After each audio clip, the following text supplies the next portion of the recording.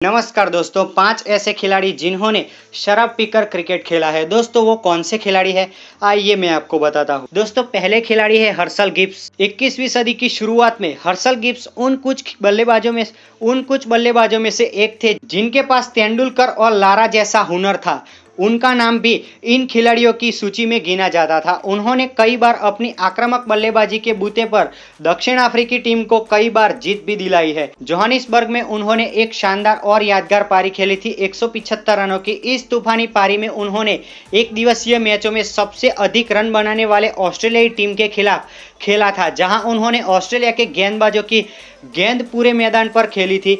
उनकी इतनी आक्रामक बल्लेबाजी देख विरोधी टीम के हौसले भी पस्त हो गए थे। अपनी आत्मकथा में टू द पॉइंट में गिब्स ने स्वीकार किया है कि उन्होंने खेल से पहले शराब का सेवन किया था। अधिक दिलचस्प बात यह है कि जब वह बल्लेबाजी करने गए थे वह इस स्थिति से अनजान थे, फिर भी वह अपने सर्वश्रेष्ठ एक दिवसीय स्कोर को रिकॉर्ड बनाने में कामयाब रहे थे।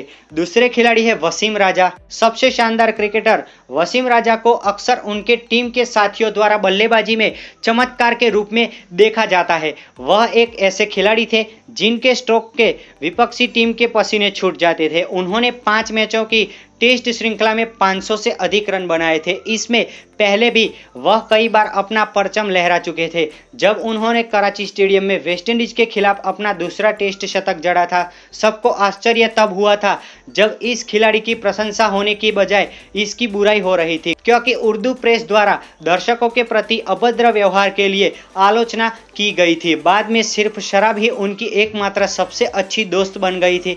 1985 में संन्यास तक उनको कई मैचों में नशे में पाया गया था, जिसके बाद इनको ज़्यादा मौके नहीं मिल पाए थे। तीसरे खिलाड़ी है एंड्रू फ्लिंटॉफ। यह एक ऐसा खिलाड़ी है जो हर दम से अपनी टीम में अहम योगदान देता है। यह अपनी सर्वोच्च ऑन फील्ड क्षमताओं के लिए जाने जाते हो। इनका नाम भी 2005 एशेज हीरो में लिया जाता है। उन्होंने हर दम से अपने बल्ले से कमाल दिखाया है। उन्होंने एक बार एक टॉक में यह भी बताया था कि दक्षिण अफ्रीका के खिलाफ उनका शानदार शतक तब आया जब उन्होंने शराब पी रखी थी। इस बार भी उन्होंने सभी का ध्यान आकर्षित किया, लेकिन इस बार वे नकारात्मक टिप्पणियों के कारण लाइमलाइट में रहे थे। चौथे खिलाड़ी है एंड्रू साइमंड। ऑस्ट्रेलियाई क्रिकेटर 2000 के शुरुआती वर्षों में एक सुनहरे दौर से गुजर रही थी। यह एक ऐसा समय था जब एंड्रू की वजह से कई उच्च खिलाड़ियों को नेशनल टीम में जगह नहीं मिल रही थी, क्योंकि वहां एंड्रू पहले से ही स्थित थे। उनकी जगह कोई नहीं ले पा रहा था। वह कभी अपनी पूरी क्षमता से नहीं खेल सके।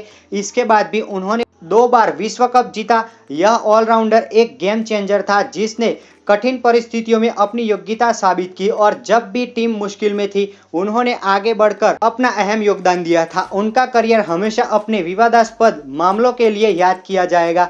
साइमन के स्वभाव और खेल के प्रति रवैये पर कई बार सवाल उठाए गए हैं। सबसे ज्यादा चर्चित घटना बांग्लादेश के खिलाफ एक दिवसीय मैच से पहले उनके हैंगओवर की है, जहां कैप्टन रिकी पॉन्टिंग देर रात पीने के कारण क्रोधित हो गए थे।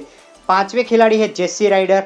एक दशक के पहले जब न्यूजीलैंड की टीम भारत दौरे पर आई थी, उस समय एक ऐसा बल्लेबाज भी था जिसका जलवा कुछ अलग ही था। यह खिलाड़ी ब्रेंडन मैक्यूलम नहीं था, उनके साथ खेल रहे खिलाड़ी जेसी राइडर का था, जिसने टीम को उच्च स्तर पर अच्छे से संभाल रखा था। मैच के दौरान अचानक से वो आक्रामक हो गए थे और उसके बाद कई सालों तक टीम के नियमित सदस्य बन गए थे। यह कई बड़े शॉट खेलते थे। इसके बाद उनको आईपीएल खेलने का भी मौका मिला था, लेकिन इनके पीने की आदत से टीम मैनेजमेंट परेशान हो गई थी।